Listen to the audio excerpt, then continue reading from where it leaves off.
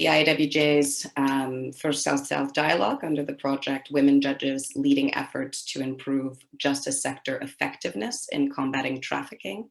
This is being implemented in partnership with the National Association of Women Judges Uganda and the International Association of Women Judges Kenya chapter, IAWJ-KC. The project is funded by the United States Department of State through a grant with the Global Fund to End Modern Slavery, GFEMS.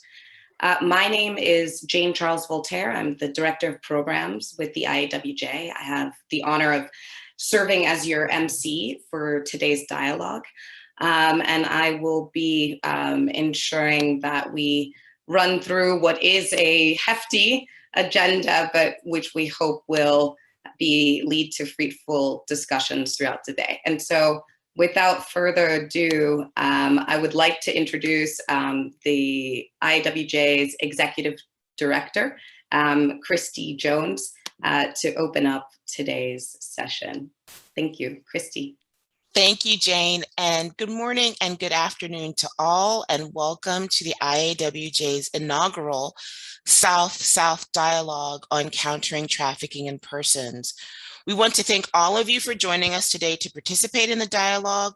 We especially want to thank our project partners, the National Association of Women Judges of Uganda and the IAWJ Kenya chapter for their ongoing collaboration on counter-trafficking initiatives in both Kenya and Uganda. The project is being funded, as Jane said, by the Global Fund to End Modern Slavery, or GFEMS, through a grant from the State Department Office of Monitoring and Combating Trafficking in Persons. We want to thank our IAWJ members and associations in Africa, Latin America, and the Caribbean for joining us today. Finally, we are grateful to the UN Office on Drugs and Crime for your ongoing support and partnership in these activities, and we're very glad to have you participating today. IAWJ member associations continue to play an important role in providing leadership on counter-trafficking efforts in the region and at the international level, implementing both capacity building and outreach activities at the local and national level. With this and future South-South dialogues, we seek to create spaces to build counter-trafficking networks beyond territorial and language boundaries in order to adequately respond to these horrific crimes. Overall, we hope that these dialogues provide a platform for sharing good practices, enhancing understanding of human trafficking dynamics and methods, and stress the added value of interagency cooperation, including the necessity of ensuring that adequate services are in place for victims, survivors, and witnesses. We really look forward to a productive dialogue and to hearing your insights and recommendations for addressing these crimes. And again, thank you so much for being with us today. We really appreciate it. Thank you so much, Christy. We will now hear from Justice Henrietta Wolayo, the president of the NAWJU. Justice Wolayo, the floor is yours. Okay. Thank you so much, Jane. The Executive Director at IAWJ, the GFEMS team, honorable members from IAWJ chapters, the judicial actors from Africa and the Caribbean, justice sector stakeholders and service providers, our partners, IAWJ programs team, ladies and gentlemen. The IAWJ, in partnership with the National Association of Women Judges Uganda, has been implementing a project under the theme Women Judges Leading Efforts to Improve Justice Sector Effectiveness in Combating Trafficking in Uganda, which is funded by the Global Fund to End Modern Slavery through a grant from the US Department of State's Office to Combat and Monitor Trafficking in Persons since 2020. Under this partnership, Uganda's Judicial Bench Book on TIP has been developed, validated, and approved. The Bench Book is yet to be launched by Uganda's Chief Justice. 19 judges and magistrates have received training and reference materials on how to facilitate the curriculum on trafficking in persons. The training created a cadre of trafficking in persons trainers in Uganda. 25 judicial officers across different regions in the country have also been trained in TIP. 2 multi-sector trainings of the police, prosecutors, and service providers is yet to be conducted. We thank you for taking the time to participate in this very important dialogue. I therefore take this opportunity to welcome you all to this virtual South-to-South dialogue to share successful counter-TIP intervention strategies and training approaches, techniques, and resources with a focus on victim-centered approaches in the different regions. Thank you all. Thank you so much, Justice Wolayo. We'll now hear from Justice Agnes Morgor from the International Association of Women Judges Kenya chapter. Justice Morgor, you have the floor.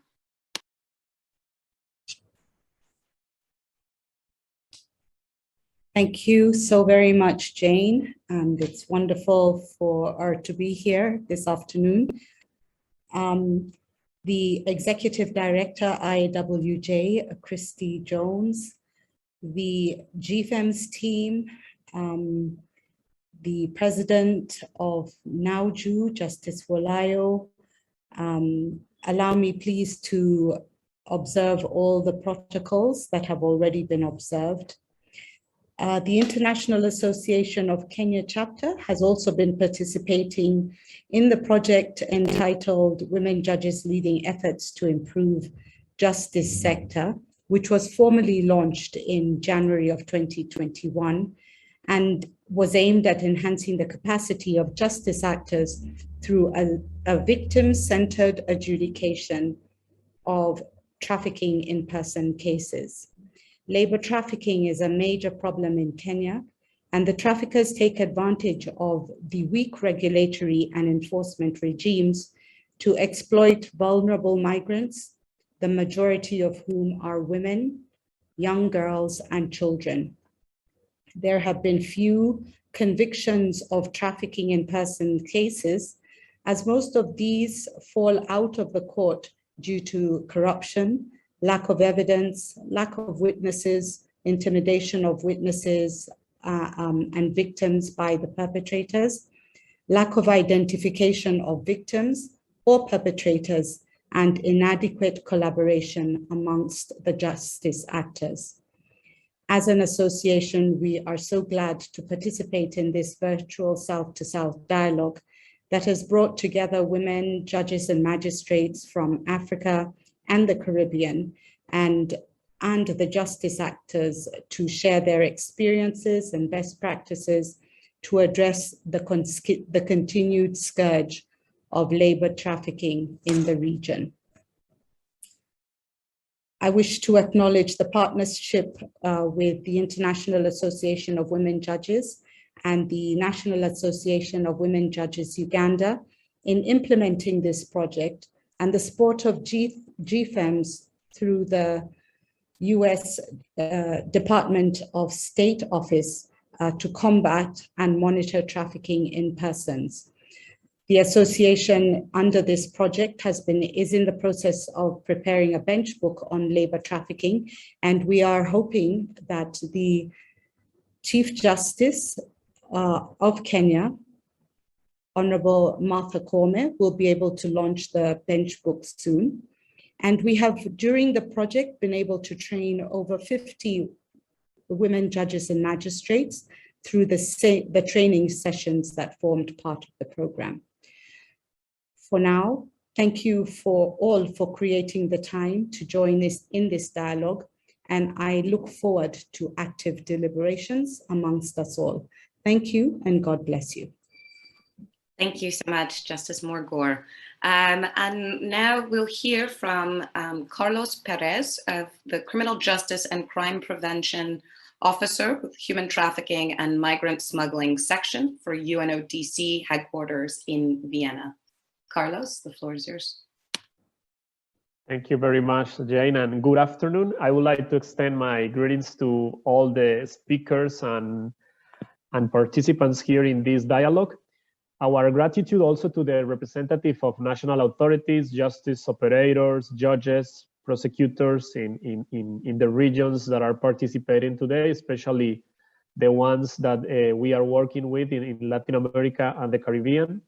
Let me thank also the International Association of Women Judges for inviting UNODC to this important event.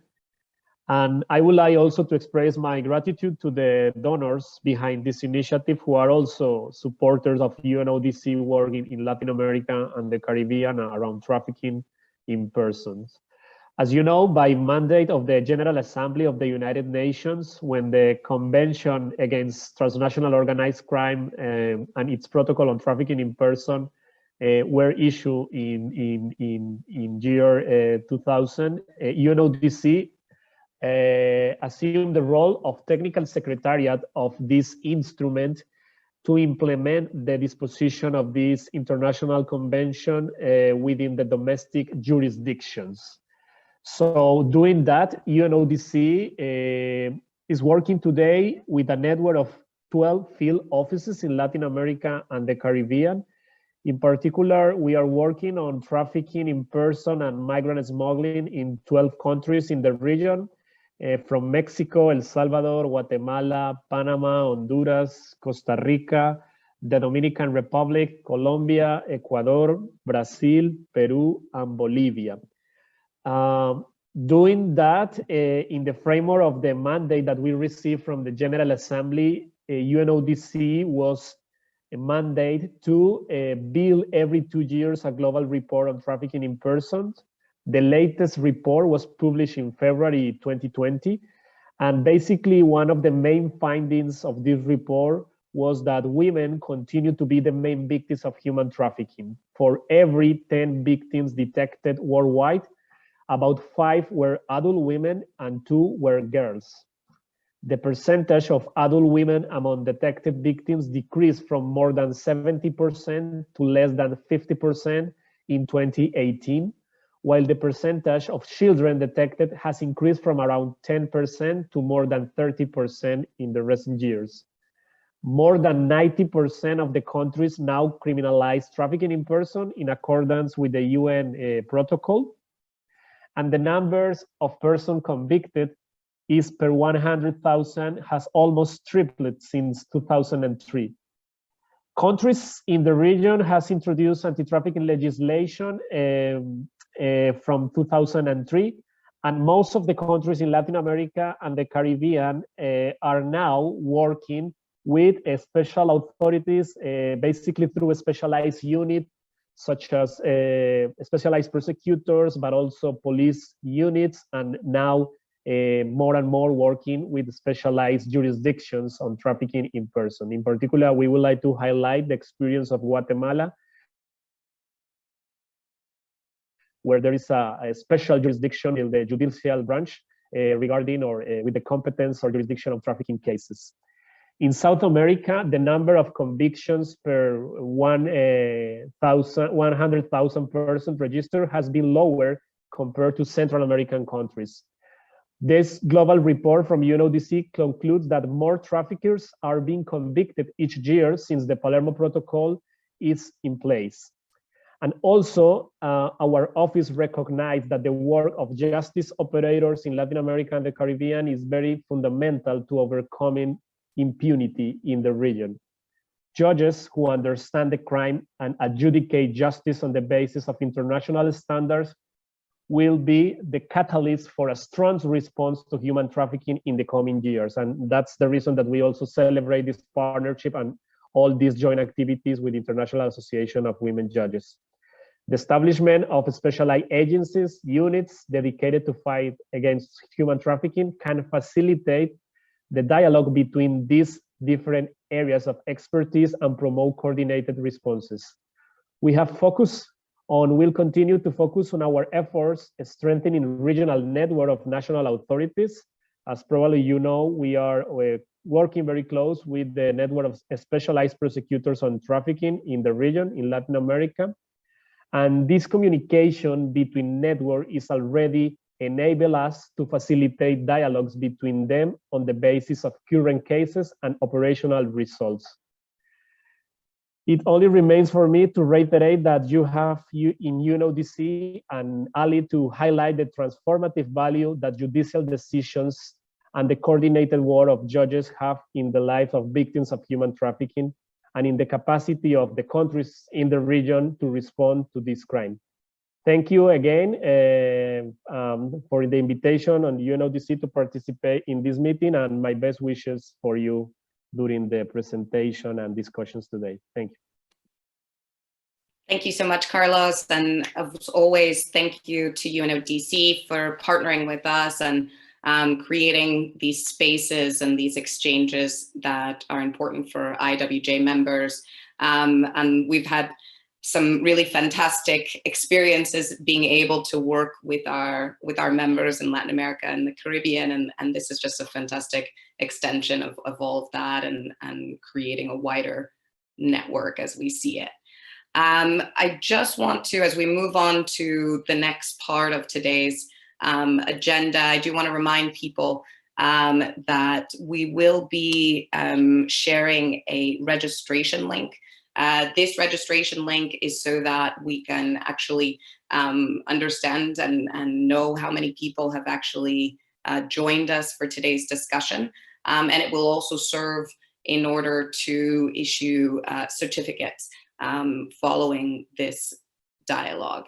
So if you see in the chat, there will be a link to these questionnaires, very short, just so that we can really have a good sense of everyone who is participating with us today.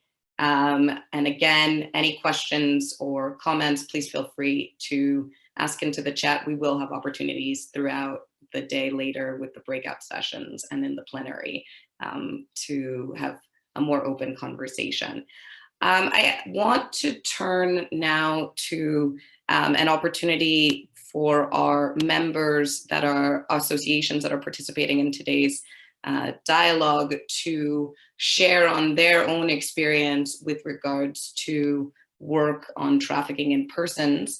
I know that there's been some shifts and we might need to shift some of this time to later in the afternoon. I know some have contacted me about issues with connectivity.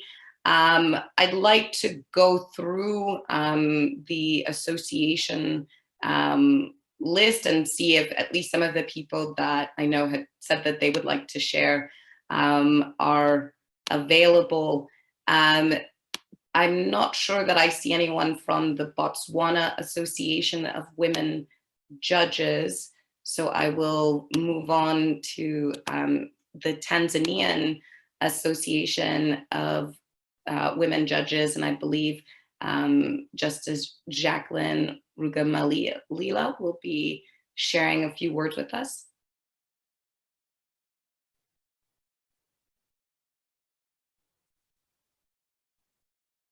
Justice Jacqueline Rugemalila.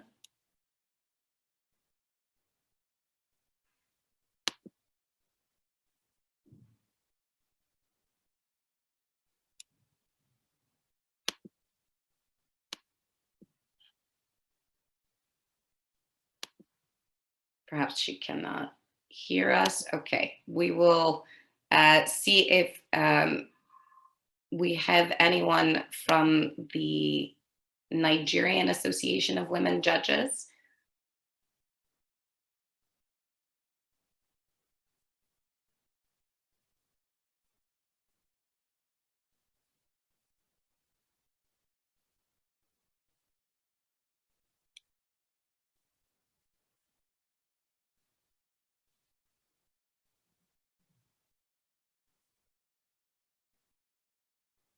All right, we're going to make an executive decision and maybe shift this portion to later on. I'm just not seeing if any of the people who had said that they would share. So we had some responses from the Botswana Association, the Tanzanian Association. I had heard from the Caribbean Association that there might be some difficulty in connecting at this point.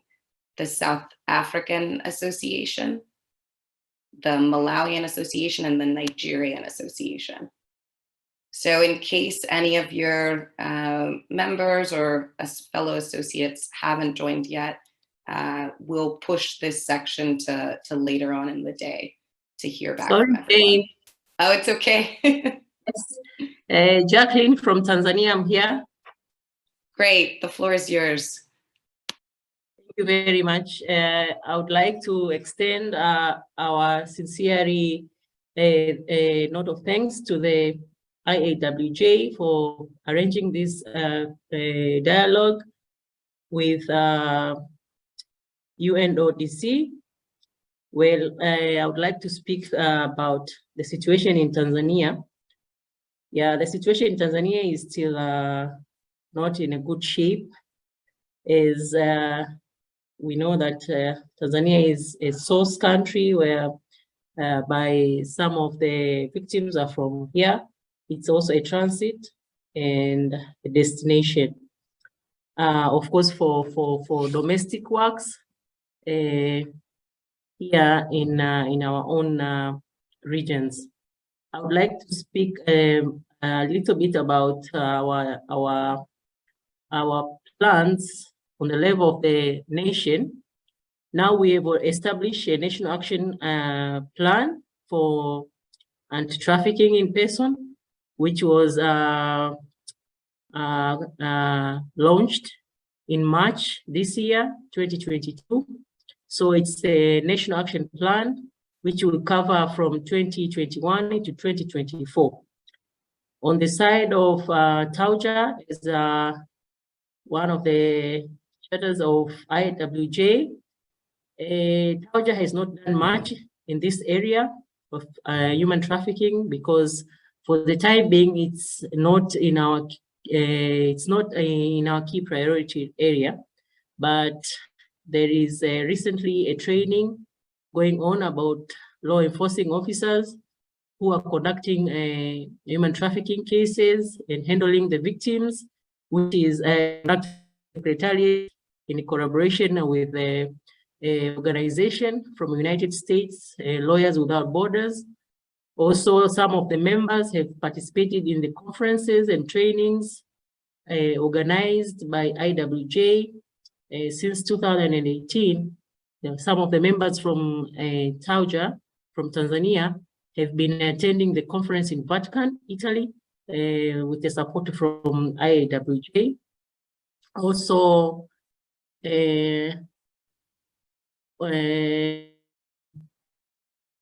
awareness, and of course, we need enough resources. We don't have it, so in our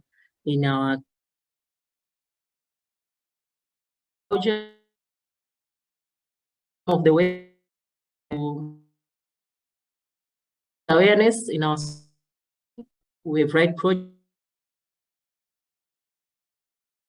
conduct fundraising events.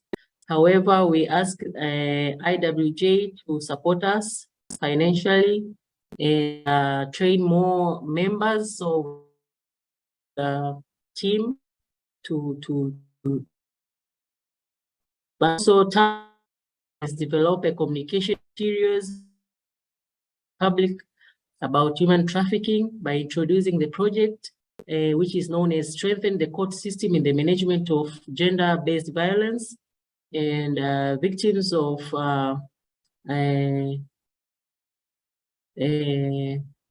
Abuse and Violence Cases, which in that manual, we have used some of cases of human trafficking. We have also published some brochures in a local language. Our local language is Swahili. So these brochures have been disseminated in all Tanzania regions in order to raise awareness to all citizens in our country. So I hope to learn more and get more experience from this dialogue.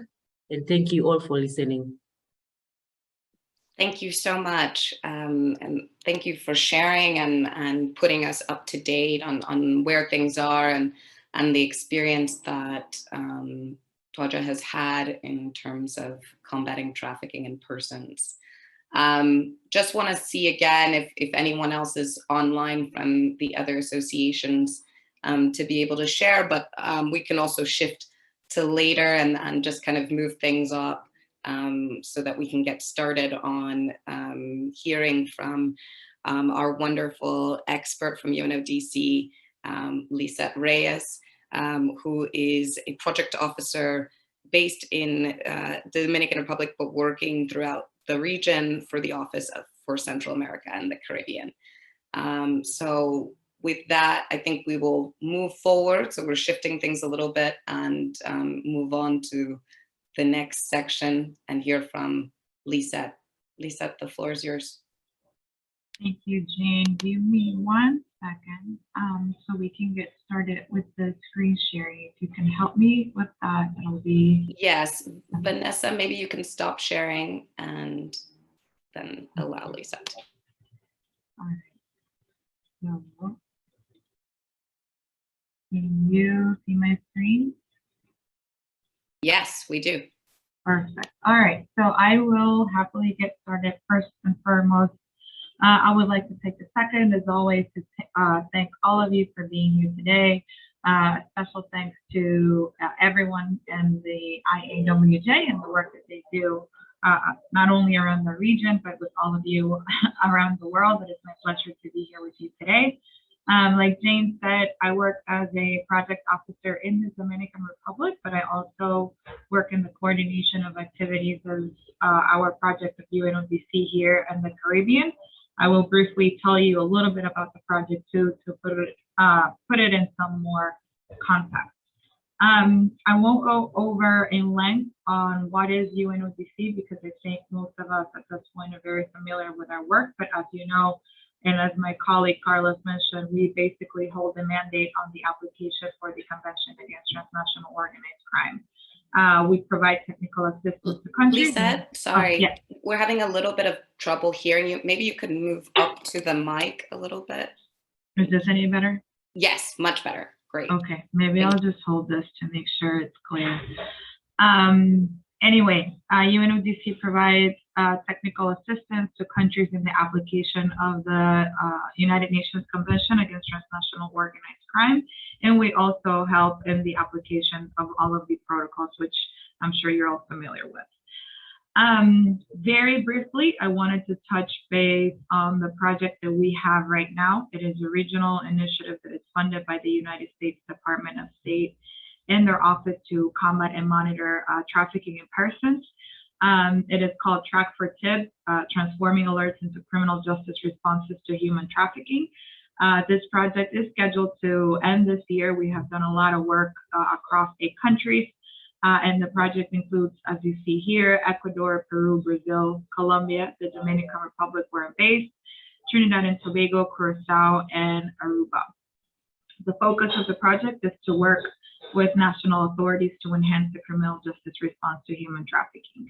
A lot of the information that I have shared or that I will share with you today has been gathered through activities related to this project.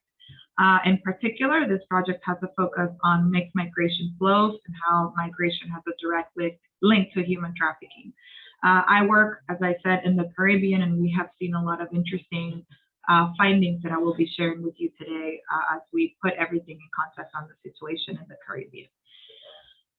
So as you know, we specifically work in this topic of human trafficking and speaking of migration as well with 2 protocols, the protocol to prevent, suppress, and punish trafficking in persons, and then the protocol against smuggling of migrants by land, sea, and air. Like Carlos mentioned, we have the mandate on the application of technical assistance of these. I don't need to go over something that I'm sure you could potentially all teach me about, but we do a lot of work in the 4 Ps mandated by the Trafficking in Persons Protocol of prevention, protection of victims, prosecution of the crime, and then creating partnerships and international cooperation. I feel that our work with IAWJ and with all of you is a great showcase of all of the effort that we put in to make sure we continue to partner with important stakeholders like all of you here today. So I wanted to do a little bit of a brief overview on what is the current context and the current realities that we're seeing, at least in the region, related to trafficking in persons, and also some of new findings related to migration and COVID-19. UNODC recently launched a study specifically looking at the links between the COVID-19 pandemic and its effect on trafficking in persons. So I will share some of this information with you today, as well as some national assessments that we ran as part of the project, as I mentioned.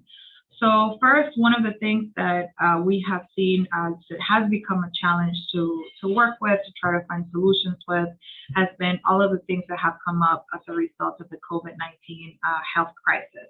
While there have been incredible impacts in all countries at all different levels, this includes a very specific impact on the topic of mobility and migration. Unfortunately, a significant proportion of individuals across our region were smuggled. A lot of this has to do with the fact that many, if not most, of the legal pathways for migration were closed to help contain the COVID-19, which sort of forced people to be at higher risk of both migrant smuggling and trafficking in persons. In fact, one of the things that was found as part of this study was that COVID-19 significantly increased the demand for both smuggling services and the risk for trafficking in persons.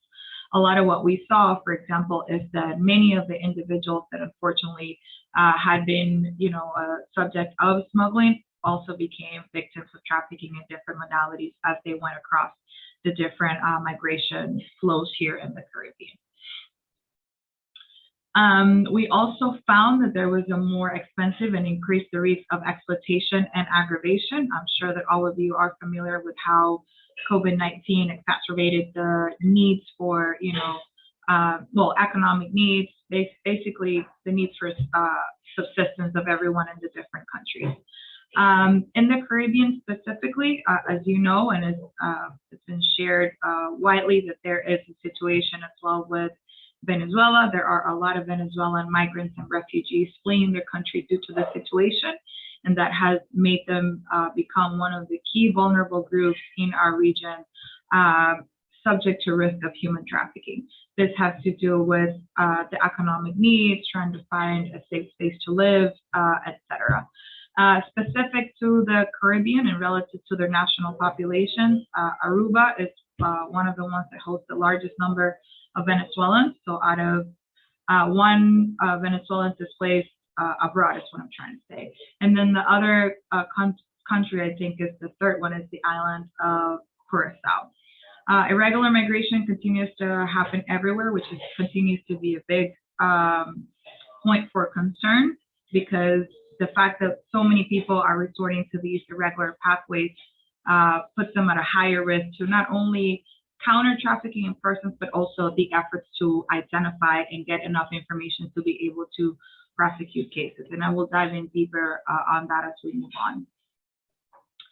I wanted to share some key data information with you based on some of the assessments that we have done through this project, specific to Trinidad and Tobago and the Dominican Republic. We have seen that a lot of the people are using boats, which are already a high risk, to sort of transport themselves to the different countries. This is not only the case for Trinidad, it can also be applied to Aruba and Curacao. And just also share with you the approximate cost of a migrant to go on a very unsafe boat at night, working with smugglers, increasing those risks of trafficking, as I talked about. For the case of the Dominican Republic, according to national reports and information that we have identified, 50% of the victims identified here are Venezuelan women between the ages of 18 and 32 years old. Most victims, as it happens, and I'm sure you're very familiar with, have a right to the country with a promise of work, a better life, etc., and then ending up in very unfortunate trafficking situations. Women, girls, and female adolescents continue to be the most at-risk groups. I will share, and as you will see further in the presentation, this is not unique to the Dominican Republic. It is also the same sort of trend for the Caribbean as well. Here, sharing a bit more on the topic, as I just mentioned, so women, children, and migrants have been identified as the most vulnerable groups across and after COVID when it comes to trafficking in persons. A lot of a new trend that we are seeing here that has been identified as a challenge as well is that a lot of the things that before potentially would happen in a bar that you could see, you could see a woman and potentially think, or at least have the concern that there may be a trafficking situation. It has shifted to, Airbnb services or private apartments to offer like a package, which is sort of the trend that we're seeing also in the region. Children that have been particularly affected and they have been targeted for traffickers as well, and the higher use of social media platforms for recruitment by traffickers. Here, which is not a surprise for us either, as you know, and we all work on this topic, unfortunately, one of the bigger challenges of working with the topic of trafficking in persons is that this crime and the traffickers adapt very quickly to every situation. So one day we may think we have enough information to move forward and get ahead of it, and without realizing they're already one step ahead. So with the COVID-19, it wasn't a difference. Traffickers have very evidently adapted to all of the changes and shifts in authorities and measures related to COVID and post-COVID to sort of adapt their modus operandi and continue to attract victims in the different platforms and ways. As you know, UNODC conducts the UNODC Global Report on Human Trafficking. The last version we have of this report was launched last year with information from 2018 till 2020. According to the information gathered by UNODC, globally, the most common modality for trafficking in persons was sexual exploitation. 50% of the cases related to sexual exploitation, and then the second one was forced labor. In the case of the Caribbean, very interestingly, we had 81% of our cases be for sexual exploitation and 13% for forced labor. This does not mean that the other modalities don't happen, but obviously the most prevalent ones and the ones that we see in our region as well is sexual exploitation. Connecting a little bit to what my colleague Carlos was saying at the beginning about the level of vulnerability of women and girls in the topic of human trafficking, UNODC gathered information that around the world, 46% of identified victims were adult women and 19% were girls. And then for our region in the Caribbean, which is one of the highest recorded numbers in the world, 39% of the victims were adult women, and then 40%, which is a really high number, have been reported to be girls. Considering this figure, comparing it with the last information I just gave you of 81% of our cases being mostly for sexual exploitation, I think it's safe to say that unfortunately most of the cases may be related to minors and girls involved in sexual exploitation in our region. This is just a little bit overview of the other topic that we also talk about to put all of this information in context, which is the increased vulnerability. Based on studies ran by UNODC, economic need continues to be one of the biggest pre-existing conditions of reported victims of human trafficking, that need to try to find a better job, trying to have income to support their family, etc. There's also being intimate partners with the trafficker or dysfunctionalities inside the families, which is one of those things that we don't necessarily think about day to day, but that can lead to a person being more vulnerable to traffickers. As I mentioned, and as I'm sure we will talk about further down during this dialogue, sexual exploitation would be the #1 modality, and then forced labor would be the second one. And then speaking of forced labor, we've also done some work related to supply chain and forced labor in our region. A lot of the information that we have identified as well indicates that traffickers continue to work very hard to infiltrate themselves in the globalized legal economy. This has a lot of, it's a big realm of a lot of ways that it can work. We've had a really big dialogue last year on how this recruiting companies are sort of inserting themselves and becoming legitimate, and then official companies hire these recruitment companies to then get a potential migrant or an undocumented person to work for them, and then have this person under forced labor modalities. The patterns of trafficking, as you know, they vary across the diverse economic section, but a lot of what we have seen is that the deterioration of labor rights and informal employment has continuously encouraged forced labor across the region. Some of the economic sectors where we have received and gathered more information of exploitation are domestic work. It is unfortunate, but it is very, very common to have practices in this type of work. I had a story from somebody here in the Dominican Republic who was telling me, oh no, I have my domestic worker. She works with me the whole month and then she leaves. She has 1 day off during the month. And then I had to sort of send this case to where the situation of this person to sort of be reviewed, because for obvious reasons, that doesn't fall into any legal way to treat a worker. One of the other things that we see here is construction work. It's also very common, not only here in the DR, but also in the Caribbean. As you know, a lot of our economies are focused on tourism. There's a lot of construction works when it comes to hotels, etc., and buildings and whatnot, which also has a direct connection to forced labor, especially even more related to undocumented migrants. And then the third one would be the fishing industry, which is also a big trend here in the region. One of the things that we see and that we are trying to do a lot of specific work to sort of counter this issue is sort of working with ministries of labor to try to see how can we be a resource to enhance the process for labor inspections, the specific indicators for trafficking when it comes to forced labor for private companies, to try to see how can we enhance and provide some dignity to these workers and make sure people don't fall into a trafficking situation, or that employers even indirectly don't be sort of encouraging and supporting these infiltrated traffickers in the legal economy. When it comes to forced labor, a lot of what we have seen is that low-skilled national and migrant workers with very little work alternatives are usually the targeted victims. And then, like I mentioned, the subcontracting is one of the most important characteristics identified so far.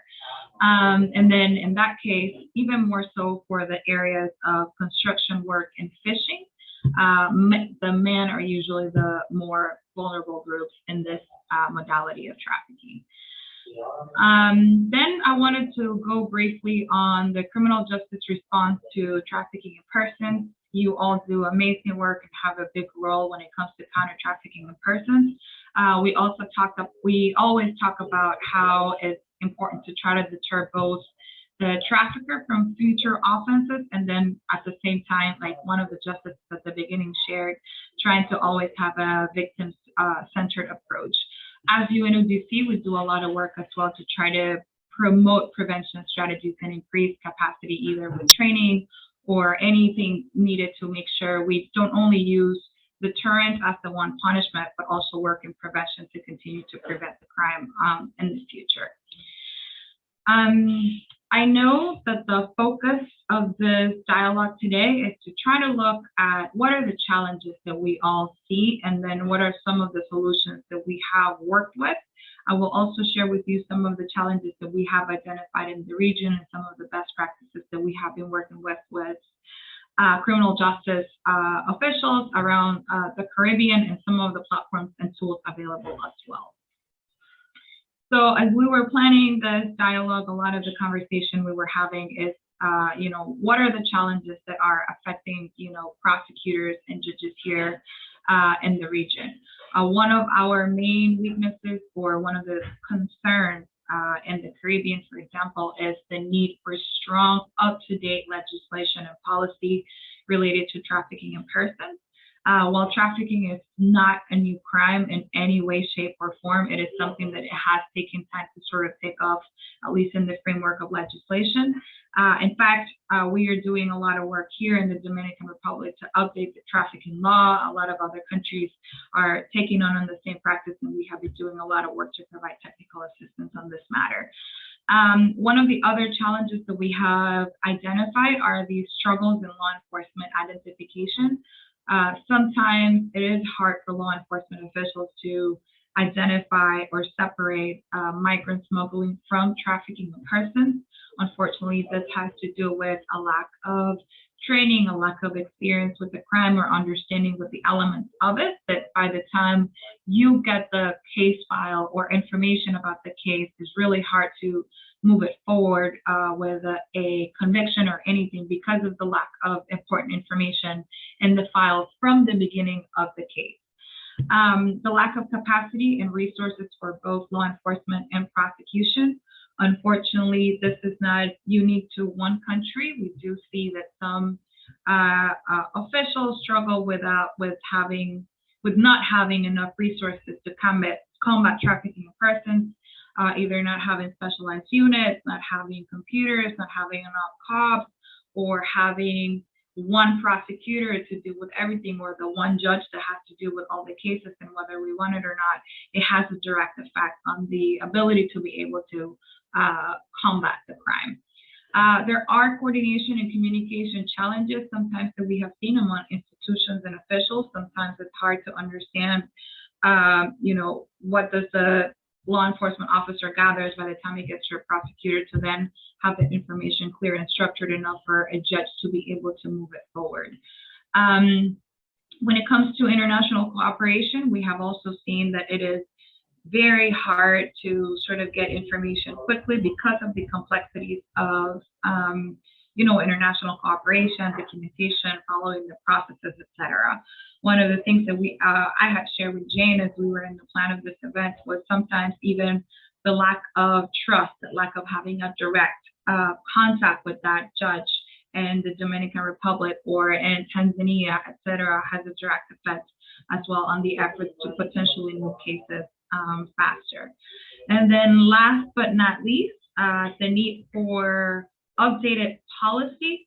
This is not only for the legislation, but this also talks about national policies regarding trafficking, the elements of the crime defined by the legislation, and national action plans specific to trafficking in persons. The lack of resources and training that also connect a little bit with what I have just mentioned of capacity as well, and then the coordination and communication challenges. The other thing that I wanted to share too that we have identified, and I would love to hear from you on how it manifests in your countries as well, is the transnational nature of many of these trafficking cases. Sometimes it's really hard to get cross-border information on the operations of a potential trafficking ring, the issues with cooperation or at least limitations with legislation from one country and another country, and then logistical difficulties in providing victim protection, witnesses, etc. Thank you, Francis. And then another challenge that we are continually doing a lot of work for is sustaining cases without the victim's participation or when there is an issue with the victim's testimony. We have seen that it is a very challenging scenario for judges, sometimes even prosecutors, to be able to work and sustain a case when they don't have the victim present or the victim chooses to not participate, or there are clear inconsistencies with the victim's testimony. There are a lot of reasons why there could be inconsistencies with victim testimonies, but I will share also some tools and strategies that we have used to counter this challenge across the region. So UNODC does a lot of work to promote cross-border cooperation throughout ourselves and also partners like even IAWJ, facilitating spaces for communication, coordination, sharing of resources. We do a lot of work in capacity building. So this capacity building is not only your basic training on, what is human trafficking, et cetera, but we also do a lot of work on, mock trial exercises with sort of scenarios where all authorities can convene and sort of have a real exercise to look at, what can we do better, or what practice can be changed to ensure that these cases continue to move forward. Like I said, we also work a lot in national mechanism reforms and priority law. UNODC has a model law on trafficking of persons and smuggling of migrants. We are happy to provide technical assistance on a revision of legislation, national action plans, etc. We establish cross-border collaboration between countries. Specific to this, is, I think my colleague Carlos mentioned, is the Ibero-American Network of Prosecutors in Trafficking of Persons.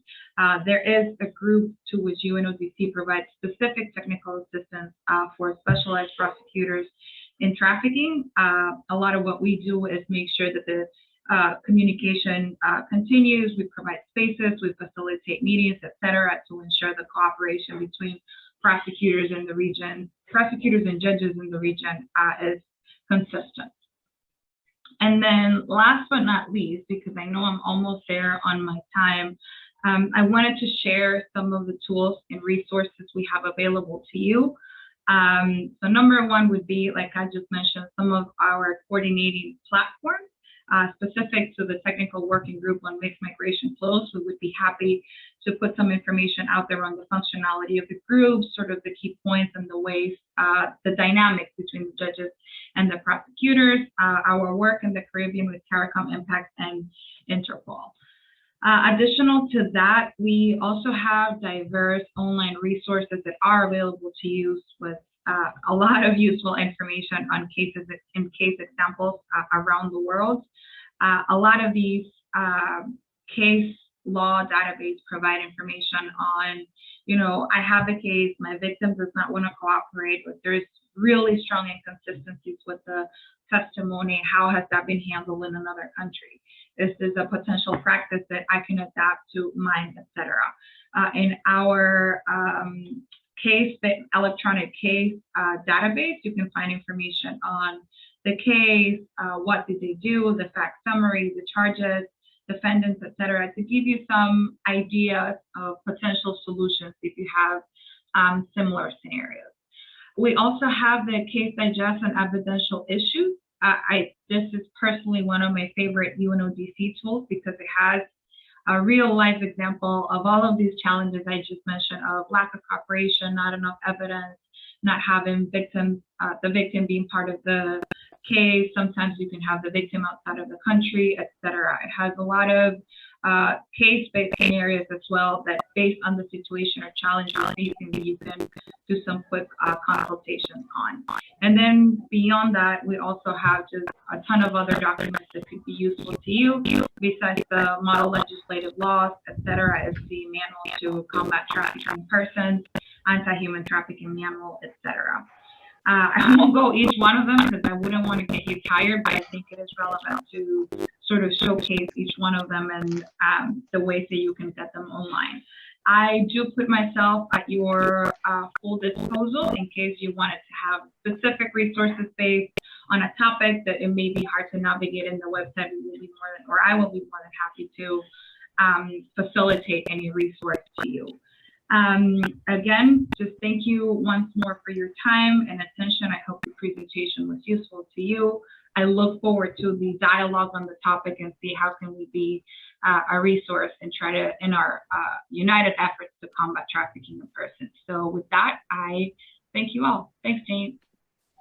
Thank you so much, Lisette. And again, thank you and Carlos for joining us today and making yourselves available human resources and guides to additional resources for our members.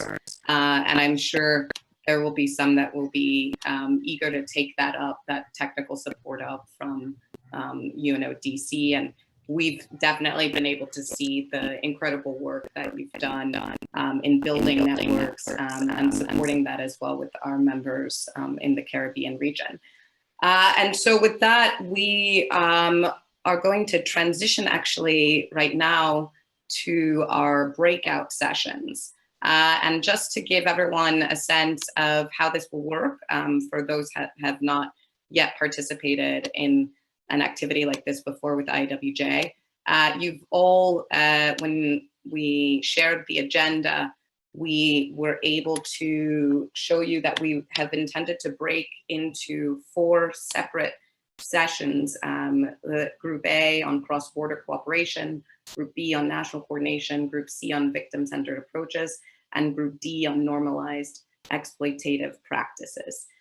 Each of these groups has a facilitator and a set of questions about those specific areas of interest and intersection. And we hope that in that session, each of the facilitators will also select a rapporteur who will then share the feedback from the discussion in that group in the plenary session this afternoon. And so with that, we've had to divide the groups haphazardly, so just that you might be in any one of the groups. There will be someone here in case somebody gets locked out or loses connection or needs to join another group. And in addition, you'll be able to both share aloud, but also share your responses in the chat. So looking forward to fruitful conversation, and this section of the agenda will last approximately 25 minutes. All right, I will break you out into rooms now.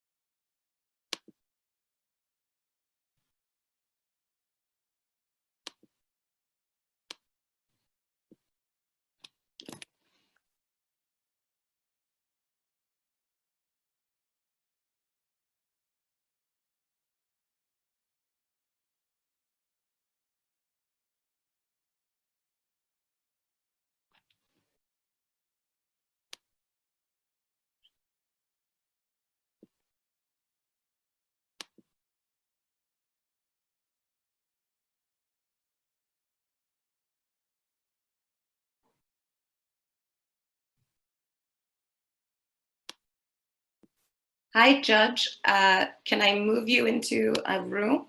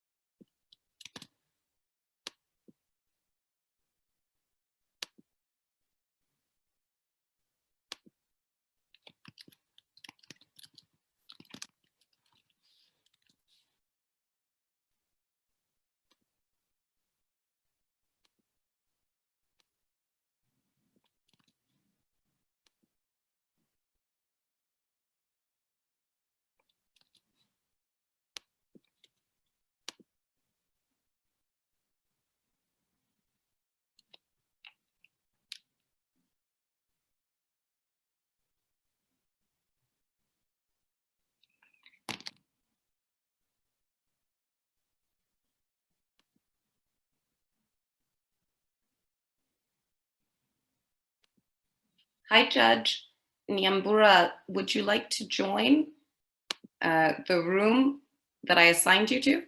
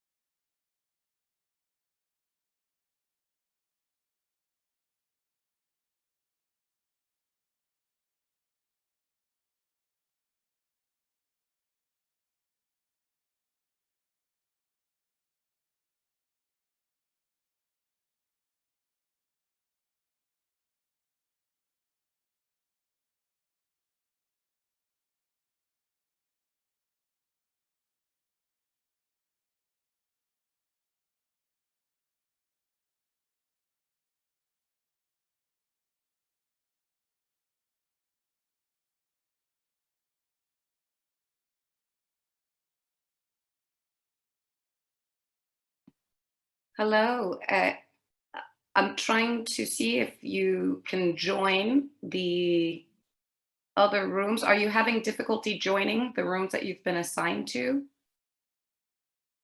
Judge Onkwani, Judge Omoyo?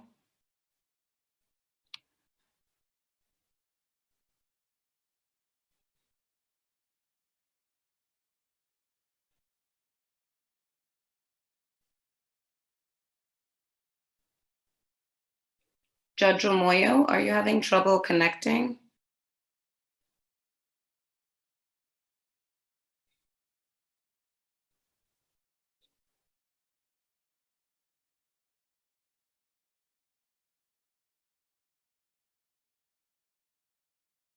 Hello, iPhone 7, iPhone 11, are you having trouble connecting?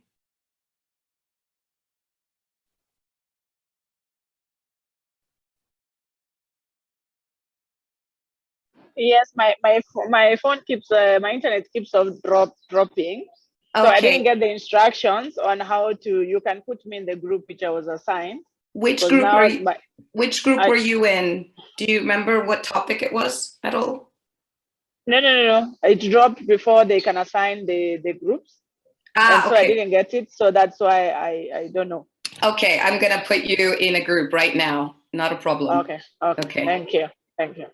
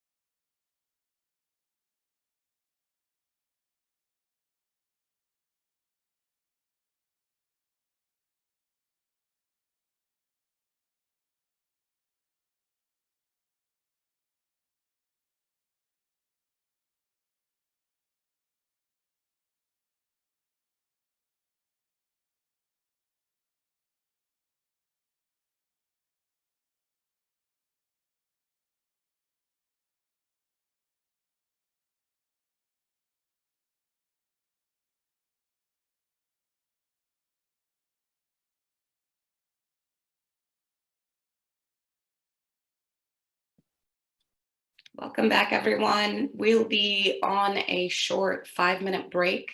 So we will be returning at 36 past.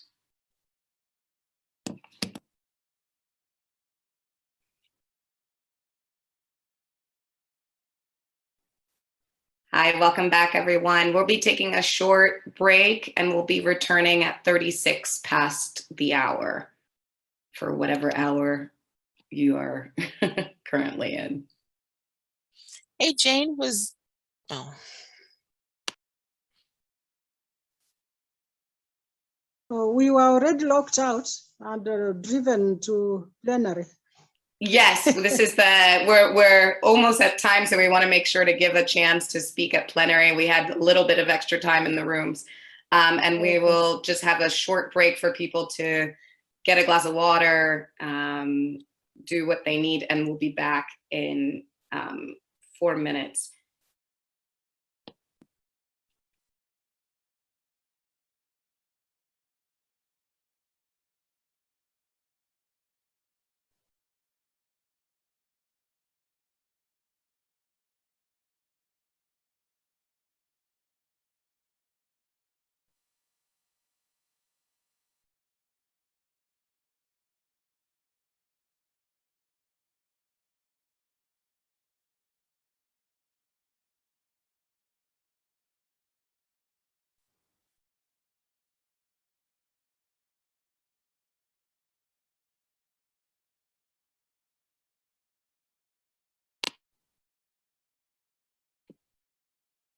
Hi, everyone. We'll have just a short break. We'll be reconvening at 36 past the hour, whatever hour it is in your country, for plenary. So we're just taking a short break for people to get water and take just a mid-break.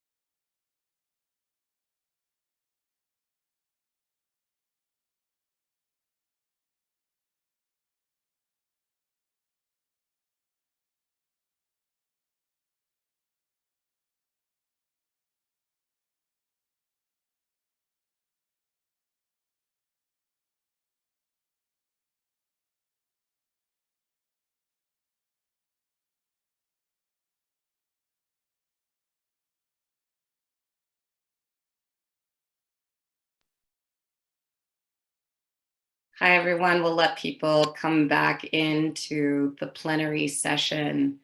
I know some of the groups got cut off, but looking at the time, we want to make sure that we can reconvene and also have an opportunity to hear from all of you and just some of the feedback from those breakout discussions. And we hope that this will not be the last time. So yes, as Christy put in the chat, apologies for Group C and the victim-centered approaches. And again, we hope that this will be the first of many activities. So I'd like to start by asking if Group A, which was the group on cross-border cooperation, if we could hear from your group, rapporteur and others about the discussion and your thoughts to the question. Thank you, Jane. We didn't particularly get a volunteer to speak on plenary, so I will be everybody's representative on this topic. So as we went through the question, I think we had a really good discussion. Our first question was an example of successful cross-border cooperation for a TIP case, and then I will do the second one as well, because one thing sort of led into the other one about political and procedural impediments to cross-border cooperation for TIP or related cases. Across the board, you know, from participants in South Africa, Kenya, Trinidad and Tobago, there wasn't necessarily a particular scenario of a case over a good case or scenario shared. A lot of it was a discussion on, you know, what are some of the impediments that are seeing and some of the ways that they have worked to, combat these impediments or go against them. I see that one of the countries share that they work with other platforms, but even then it's really hard to get timely information. It was also shared that while there could be strong legislation and policies related to cross-border collaboration, unless application is not in good effect and that everyone is aware, it doesn't necessarily work. One of the things that even I shared was some of the ways that we have worked through this, but that it continues to be a little bit of a hard thing to overcome because of, you know, legislation, time of the responses, etc.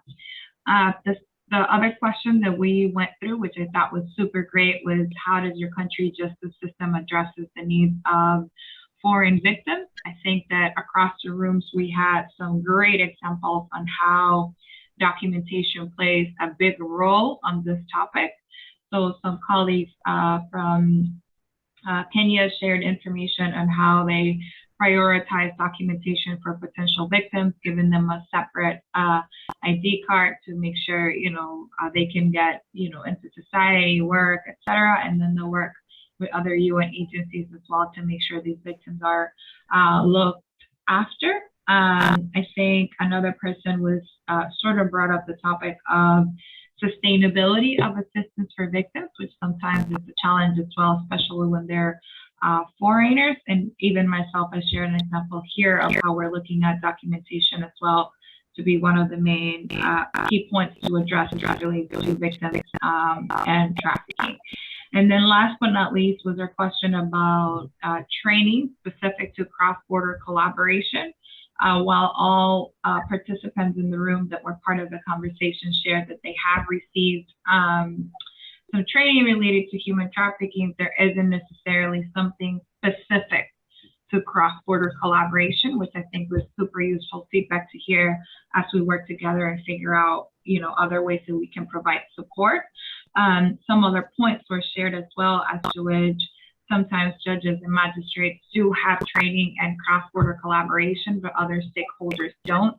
So, you know, prosecutors or even law enforcement, et cetera, don't necessarily have that focused training. And then Agnes shared some insights about the project you guys have going on, seeking to train judicial officers and sort of do a train the trainer format to continue to expand on the topic of cross-border collaboration.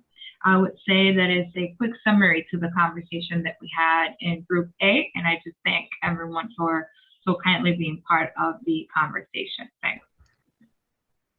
Thanks so much. I don't know if anyone else wants to add to Lisette's beautiful summary of that conversation, which, as she pointed out, I think there are a lot of really interesting points in terms of where are the training gaps there.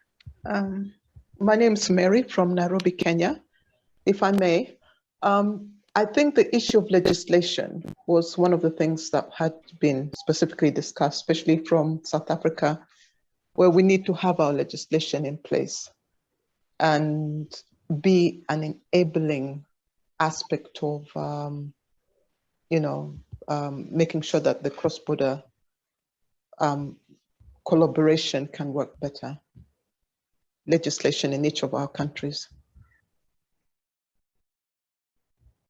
Thank you so much for sharing on that. And I think that's often one of the pitfalls and challenges exactly in coordination is how does each country's legislation actually fit together? And obviously Lisette is also looking at other issues in terms of different kinds of judicial systems in different regions. I think that's probably another issue to look at.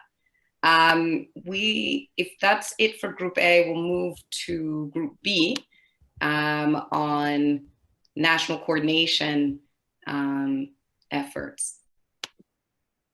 Can we hear from Group B, please? Thank you very much, Jane. I will be presenting on behalf of the team, and other participants can be able to elaborate more on some of the points. So the number one question was on, just a minute.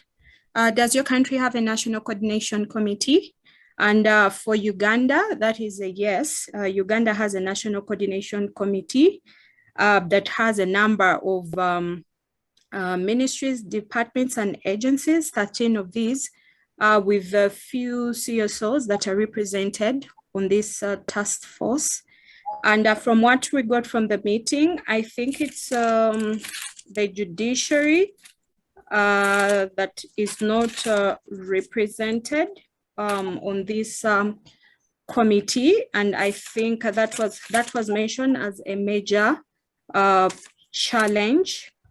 And the country also has national referral guidelines on TIP. What hasn't yet been implemented is the national TIP database. But from the team, I think that is something that the country is working on. On number two, we had a question on the example of a case where there's been effective national coordination between different stakeholders.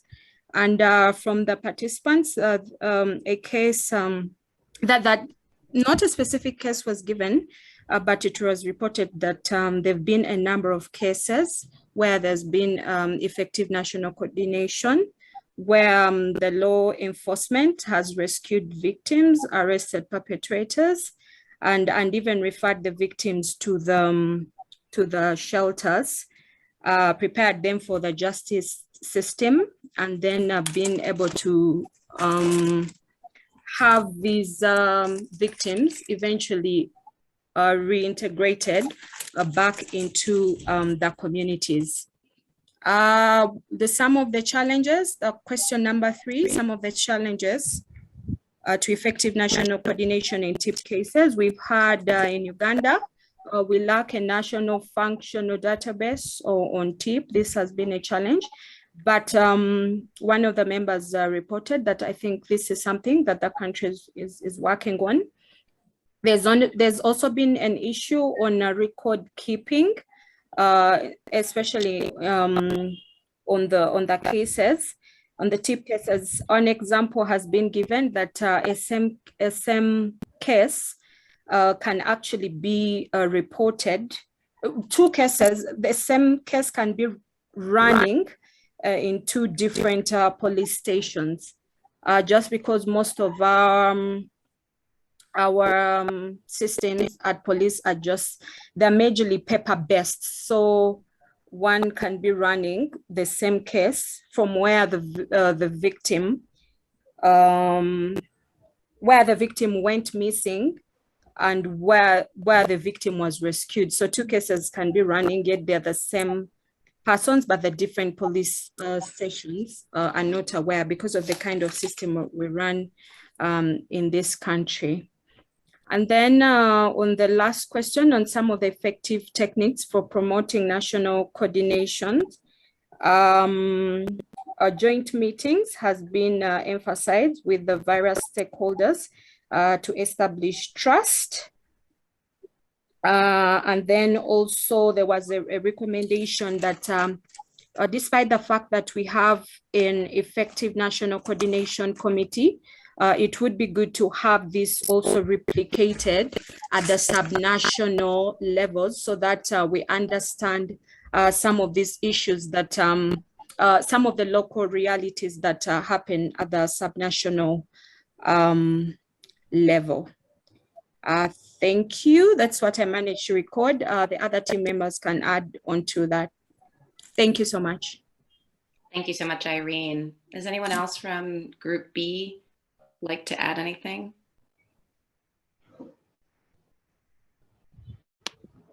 Okay, we will move on to Group C, victim-centered approaches, and hear from that group.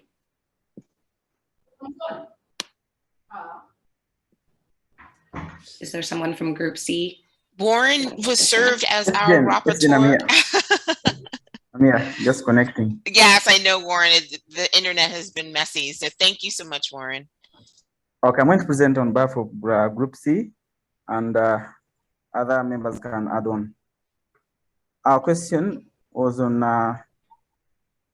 we are tasked to share examples of tools developed or strategies put in place to improve the efficiency and functionality of prevention, identification, protection, assistance, and monitoring of victims of trafficking in persons, or if there are any specific approaches that are being used to address cases involving child victims.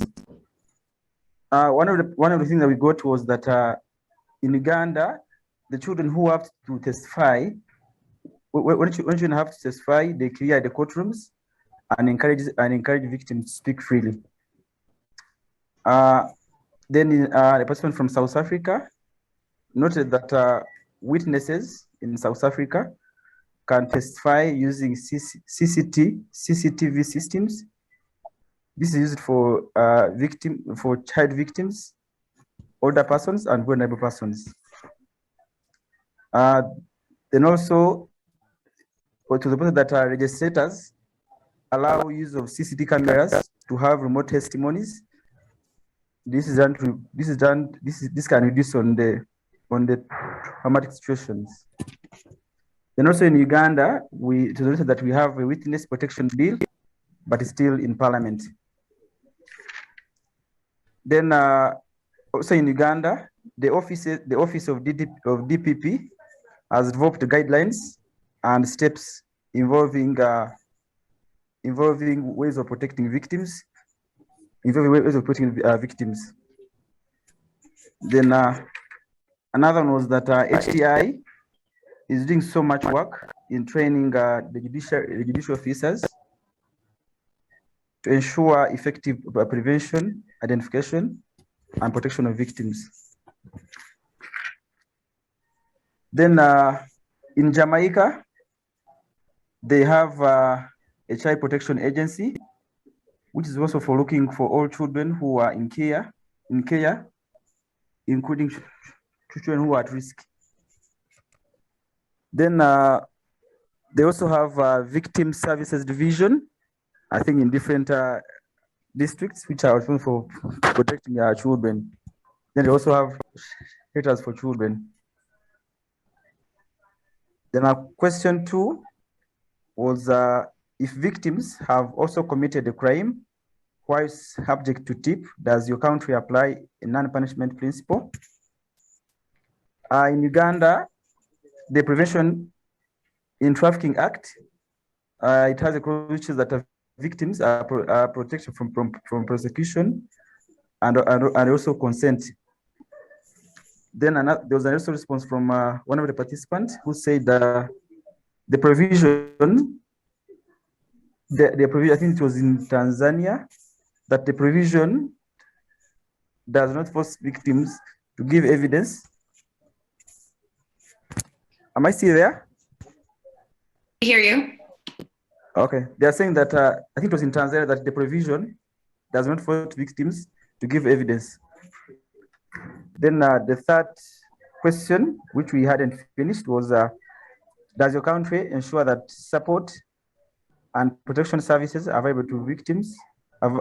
Does your country ensure that support services are available to victims, are available to all human trafficking victims? We got one response from Tanzania that they have one-stop center where all victim services are provided. And also in South Africa, they have their protective measures. But by the time we are discussing that, we were invited in the main group. I request other members to support me and add on. Thank you. Thank you, Warren. Is there anyone else from Group C that would like to add?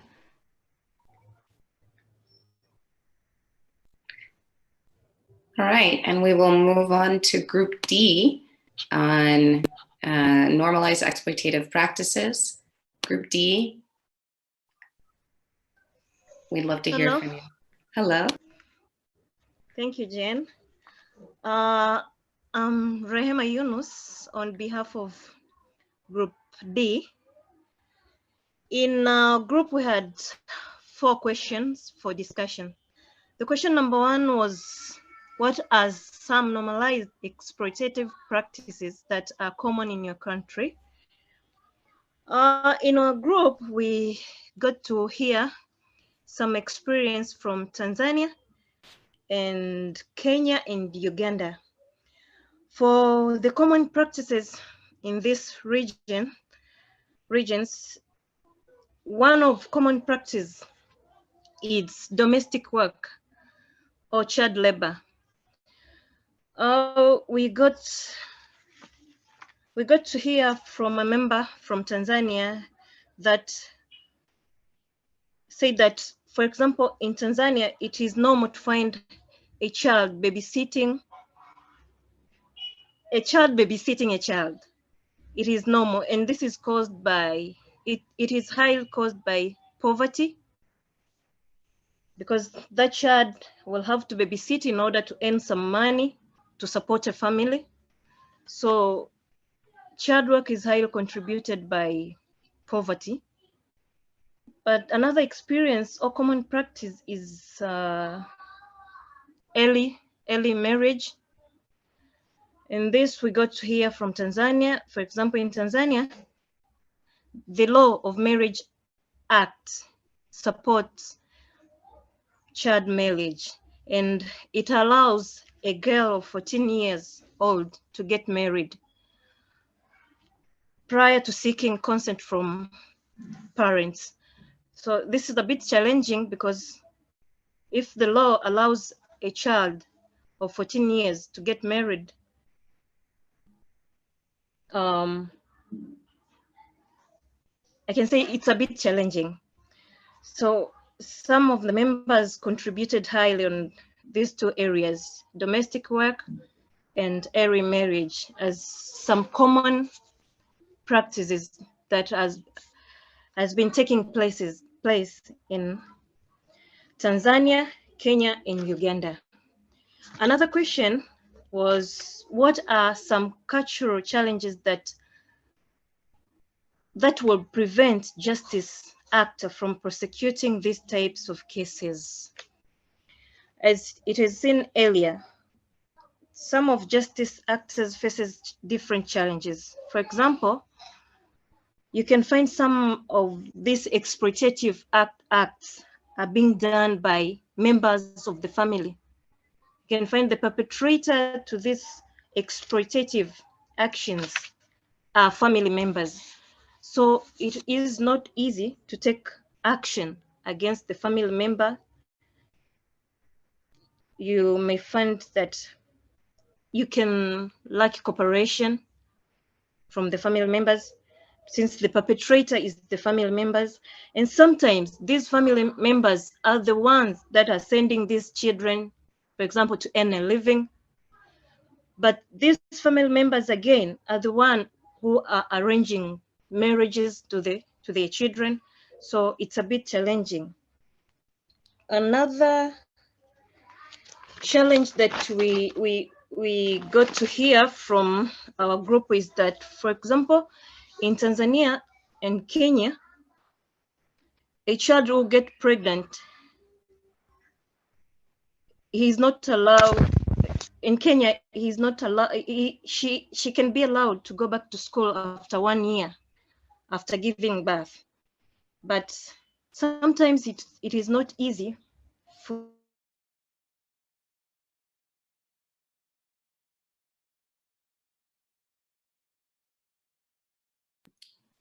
I believe we might have lost you and your connection.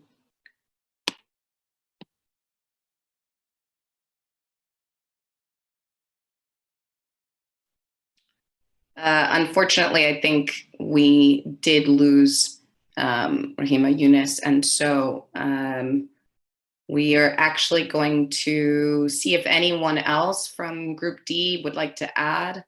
Maybe she'll be able to return, but is there anyone else that would like to close up?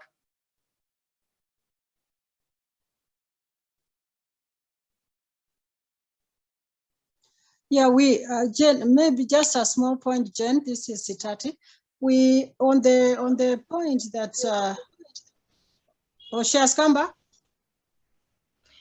Yes, sorry. Yeah, let her continue. Okay. Let her continue. That was for the second question. And for the third question, we couldn't get to discuss that due to shortage of time. The question was, what are some effective techniques for identifying and prosecuting this exploitative practice? That was all that I was able to record. I think I can leave it to another member of the group to add on that. Thank you. Sitati, did you want to leave the closing words on that group? I know you had something to add. And then we'll move on. Okay. Thank you, Jen. I was only going to complete what Rahima had said about children who get pregnant.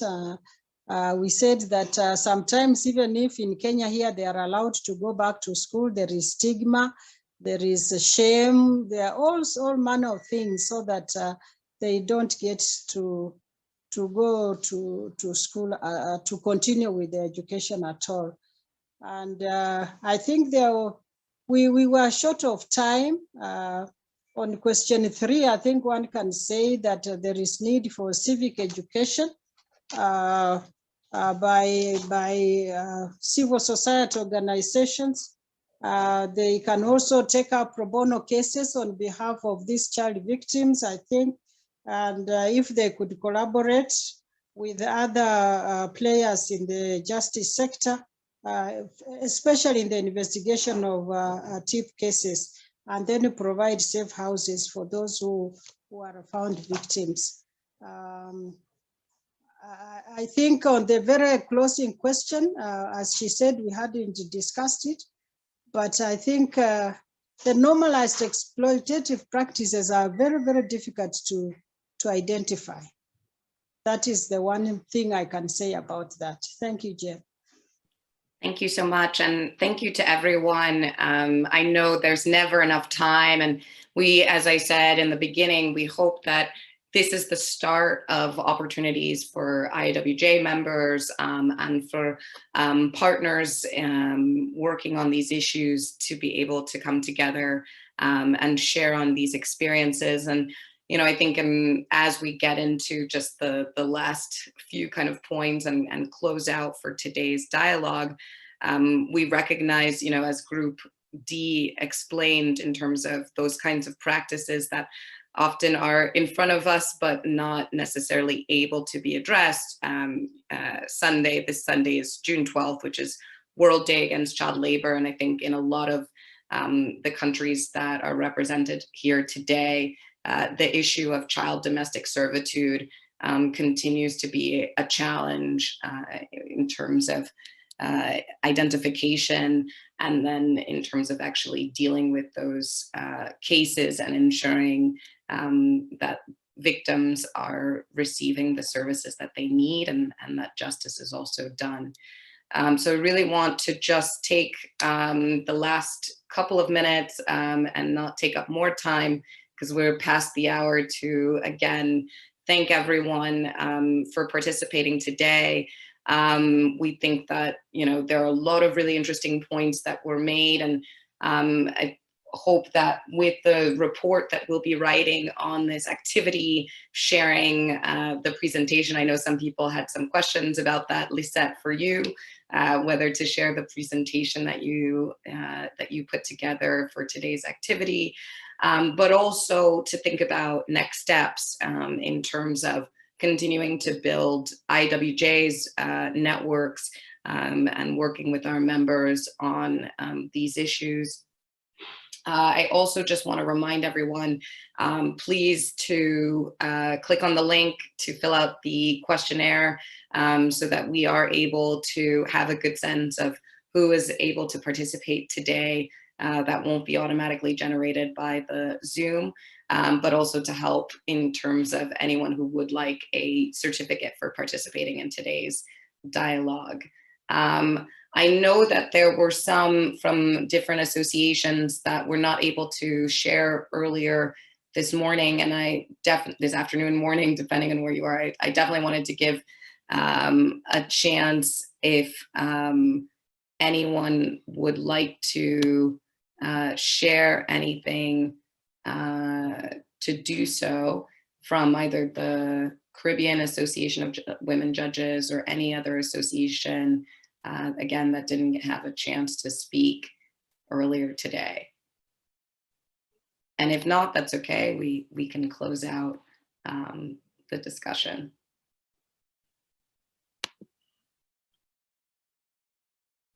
Okay. So again, I want to thank all of you. You should be expecting a report in the coming weeks with regards to this activity and the materials that were prepared. And we'll hope to be able to, as I said, reconnect with you in the next couple of months to talk about perhaps next steps, as I said, in building this network, and the impact that these activities can have in promoting your own efforts in combating trafficking in persons. So thank you, everyone. Have a wonderful afternoon, evening, wherever you are. Thanks again. And thank you, Jane, for all your hard work, and for all the IAWJ team, both here in the United States and in Kenya and Uganda, for putting together such a terrific event. This was really awesome. So thank you all very much, and a big round of applause to all of you. So thank you, guys. Thank you, everyone. Bye. Bye-bye. Thank you. Bye-bye, everyone. Thank you. Bye. Bye. Bye. Thanks. Thanks, everyone. Bye.